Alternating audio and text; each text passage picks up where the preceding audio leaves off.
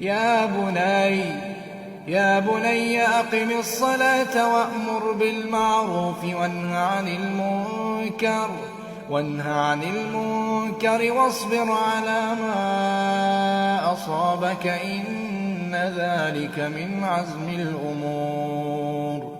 ولا تصعر خدك للناس ولا تمش في الأرض مرحا إن الله لا يحب كل مختال فخور.